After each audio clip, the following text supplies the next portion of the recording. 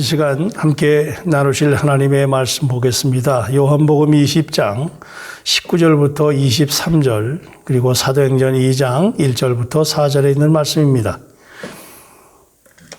이날 곧 안식 후 첫날 저녁 때에 제자들이 유대인들을 두려워하여 모인 곳에 문들을 닫았더니 예수께서 오사 가운데 서서 이르시되 너희에게 평강이 있을지어다. 이 말씀을 하시고 손과 옆구리를 보이시니 제자들이 주를 보고 기뻐하더라. 예수께서 또 이르시되 너희에게 평강이 있을지어다.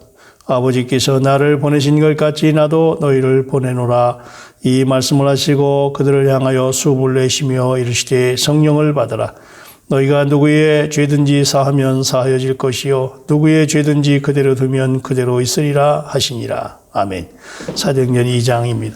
오순절날이 이미 이름에 그들이 다 같이 한 곳에 모였더니 호련히 하늘로부터 급하고 강한 바람 같은 소리가 있어 그들이 앉은 온 집에 가득하며 마치 불의 혀가처럼 갈라지는 것들이 그들에게 보여 각 사람 위에 하나씩 임하여 있더니 그들이 다 성령의 충만함을 받고 성령이 말하게 하심을 따라 다른 언어들로 말하기를 시작하니라. 아멘. 오늘 이 시간에 성령 충만이라는 주제로 말씀을 나누고자 합니다. 그동안 성령에 대해서 여러모로 말씀을 드렸는데 이 시간엔 성령 충만 받는 것에 대한 문제에 대해서 말씀을 함께 나누기를 원합니다. 이것은 성령 충만은 성경 전체의 거대한 주제이기도 하지요. 성령 충만을 받는 문제나 성령의 일을 생각해 보면 우리는 시대적으로 구약과 신약으로 나누어 볼 수 있습니다. 그리고 체험적으로 우리가 이 성령 충만을 본다면 내적인 충만과 외적인 충만으로 나누어 진다고 할 수 있겠습니다. 이 내적 충만과 외적 충만이 무엇인지를 알아야 정상적인 그리스도인의 생활을 할 수가 있습니다. 먼저 구약과 신약이라는 두 기간 동안 성령께서 하신 일의 특징을 보기를 원합니다.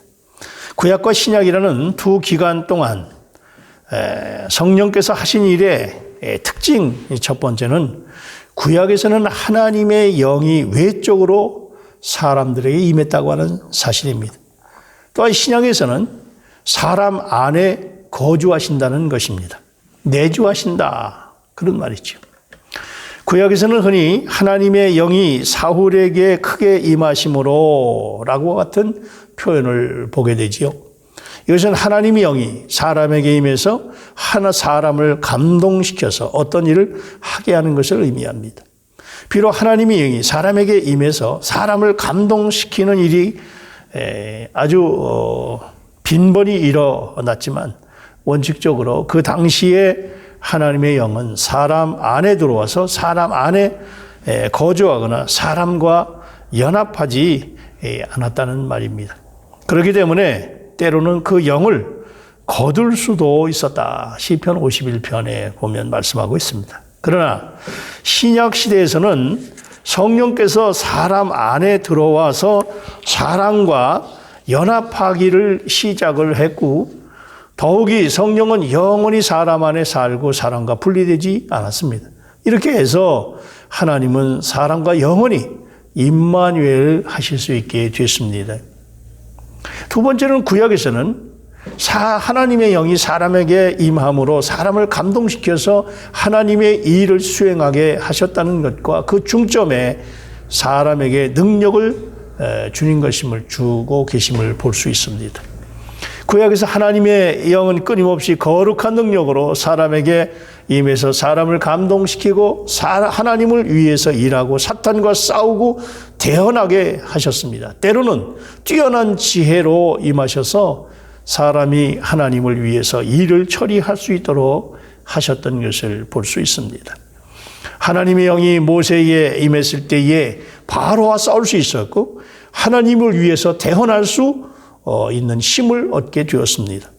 모세에게 임한 하나님의 영은 그의 지혜가 돼서 하나님의 집을 돌보고 이스라엘 자손들을 인도하고 하나님의 백성을 다스리고 하나님을 위해서 장막을 지을 수 있게 했습니다. 구약에서 사람들이 하나님의 영을 능력과 지혜로 받았어도 원칙상 하나님의 영이 그들과 연합되거나 그들의 생명이 된 것은 아니었지요.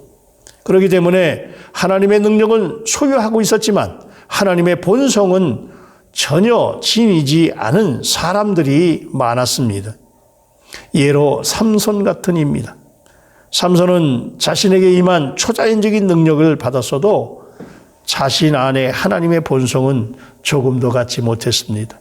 능력이 있어서 삼손은 하나님의 영으로 충만했지만 생명으로서는 이 생명으로서의 성령은 없었다. 그런 말이지요. 구약에서 사람에게 임한 하나님의 영은 오직 능력으로 임해서 사람이 사용할 수 있도록 하셨습니다.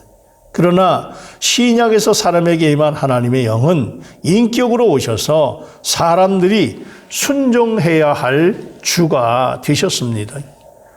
의심할 여지 없이 모세는 애굽의 모든 학문을 배우고 매우 유능한 사람이지만 그의 제한된 학문과 능력은 하나님께서 부여하신 큰 임무를 감당하기에 충분하지 못했습니다. 그래서 하나님의 영은 그가 순종해야 할 주인이 되기 위해서가 아니라 그의 부족한 능력을 보충하고 그의 능력, 그에게 임함으로 명령을 받으려고 임하신 것입니다. 구약에서 사람에게 임한 하나님의 영은 자전거에 부착된 기하 변속기 같아서 그 목적이 자전거의 주인이 돼서 자전거를 조종하는 것이 아니라 자전거의 작동 능력이 돼서 효율을 높이는 데 있었습니다. 이게 바로 모세가 부르심을 받았을 때 보았던 떨기나무 불꽃의 의미입니다. 그러나 성령께서 일하시는 원칙이 신약에서는 전혀 다릅니다. 신약에서는 성령께서 임해서 사람에게 운행하실 경우에 사람의 능력이 될 뿐 아니라 사람 안에 거주하고 사람과 연합해서 사람의 생명이 됨으로 말미암아 하나님의 본성을 사람에게 분배하십니다. 신약에서 성령께서는 인격으로 임해서 사람 안에 거주하면서 사람의 주인이 되시는 것이기 때문에 사람에게 순종을 요구하십니다.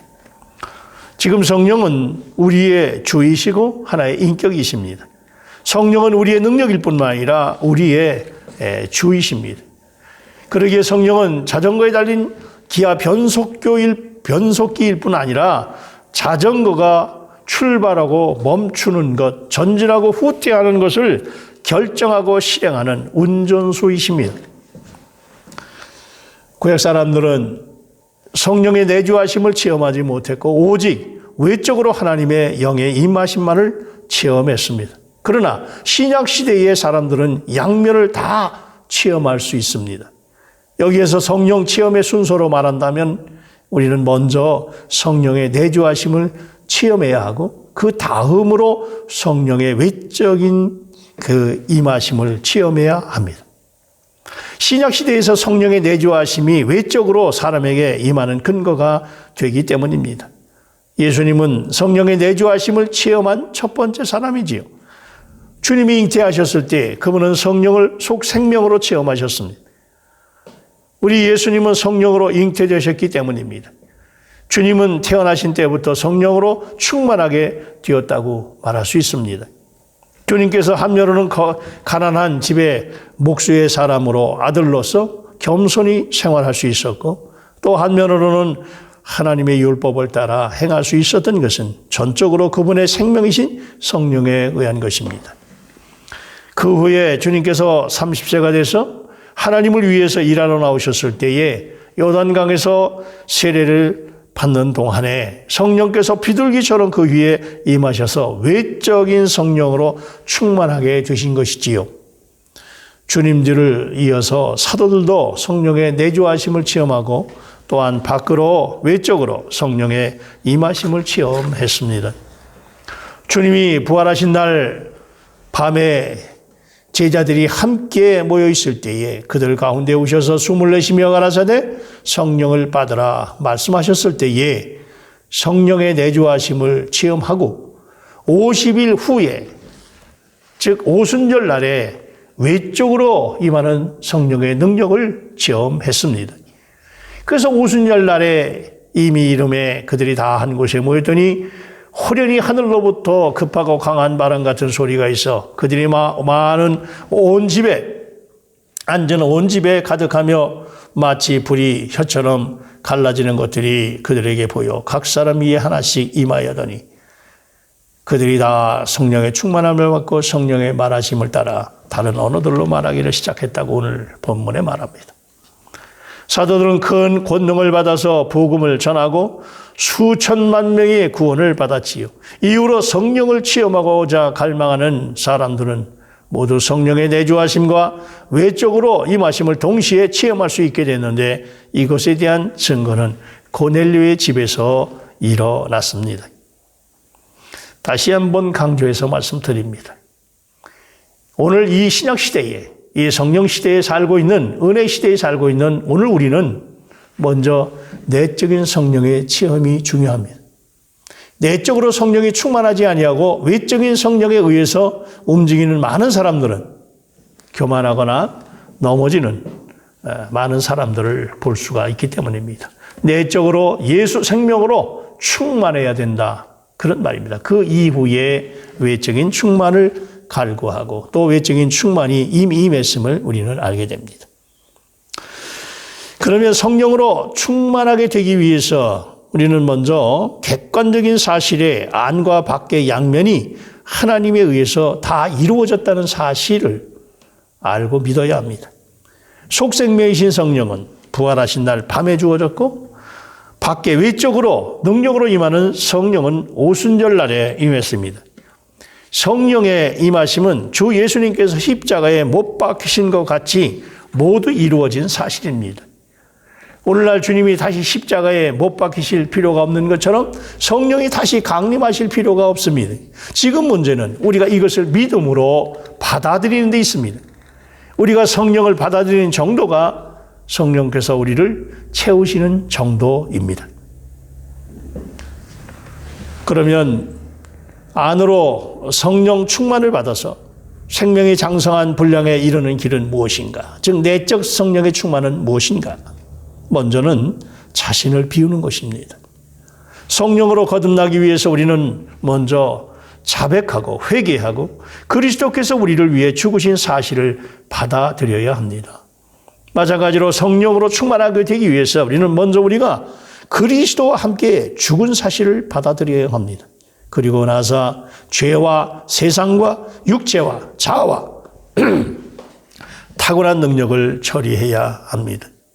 우리 자신 안에 이러한 것들을 완전히 비우는 것, 그 중에 어느 것도 우리 안에서 어떠한 자리를 차지하지 못하게 하고 오히려 성령께서 우리 속에서 우리의 영역을 차지하도록 해야 합니다. 세상의 것들이 나를 채우지 못하도록, 나의 옛 생명에 의해 나 자가 나를 주장하지 못하도록 우리 자신을 완전히 비우고 그 중에 어느 것도 우리 안에서 어떠한 자리를 차지하지 못하도록 해야 합니다.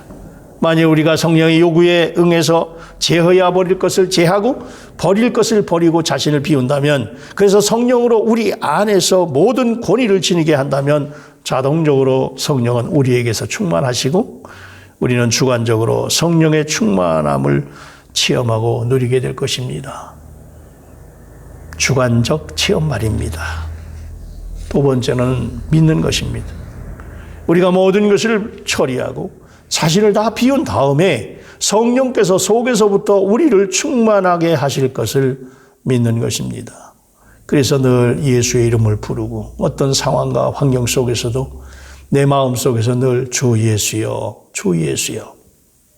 자신이 충만하게 되었다는 어떠한 것을 느끼려고 하지 말고 오직 성령의 충만함을 얻는 것, 그것입니다. 우리가 믿는다면 성령께서 충만케 되었음을 실제적으로 체험하실 것입니다. 그러면 외적인 성령의 충만을 받는 길은 무엇입니까? 자진해서 하나님께 쓰임을 받고자 하는 것입니다. 자진해서 하나님께 쓰임을 받고자 하는 것. 누구든지 자진해서 하나님께 쓰임 받고자 한 이 사람의 삶은 실제로 하나님의 영이 그에게 능력으로 임함을 체험했습니다. 모세도 그렇고 삼손도 그렇고 다윗도 엘리야, 엘리사, 에스겔과 다른 선지자들도 그랬습니다. 신약에서의 원리도 동일합니다. 신약에서 성령께서 능력으로 임하신 첫 번째 예는 주님이시지요. 주님께서 30세가 되었을 때 하나님의 일을 하고자 작정하셨고 세례를 받으심을 통해서 공적으로 하늘과 땅에 공포하셨습니다. 이때 하늘이 갈라지고 성령이 비둘기같이 내려오심을 체험한 것입니다. 사도들에게 예수도 마찬가지입니다. 원래 어부였었지만 고기와 배를 버리고 전심으로 주님께 쓰임을 받고자 했습니다. 그들의 마음의 갈망으로 인해서 오순절에 성령에 부어질 수 있는 길이 예비된 것입니다.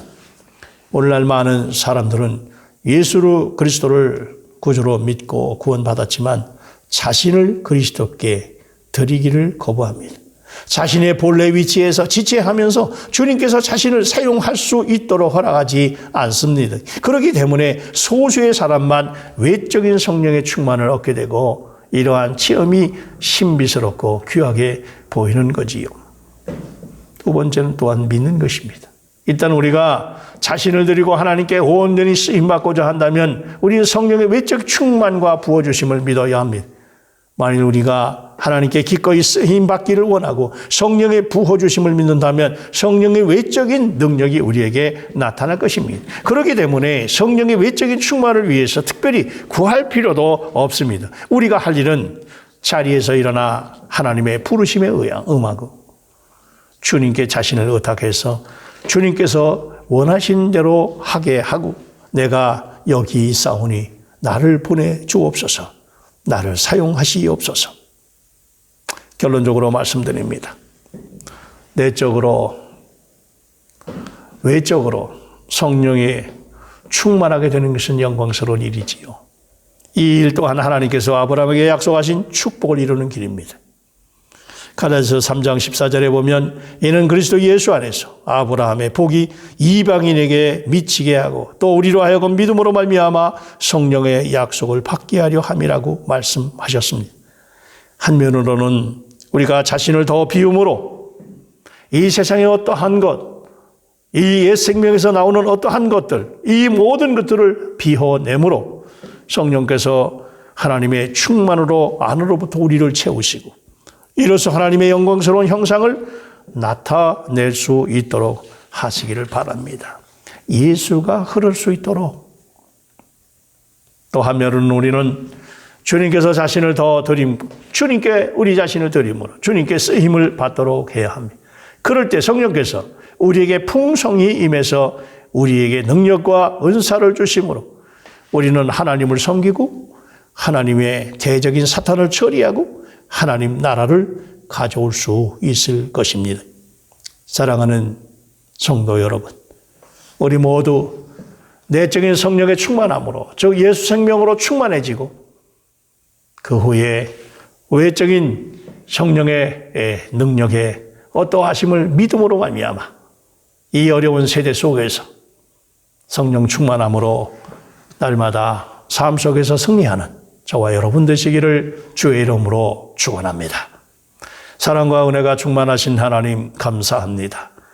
이 은혜 시대 성령 충만의 시대에 성령 충만이 무엇인지 알고 또한 내외적으로 성령의 충만함을 받아 또한 성령의 충만함을 믿어 이 땅에서 어려운 이 시대 속에서 날마다 삶 속에서 이기고 승리하는 귀한 성도들 다 될 수 있도록 축복하옵소서. 예수님의 이름으로 기도하옵나이다. 아멘.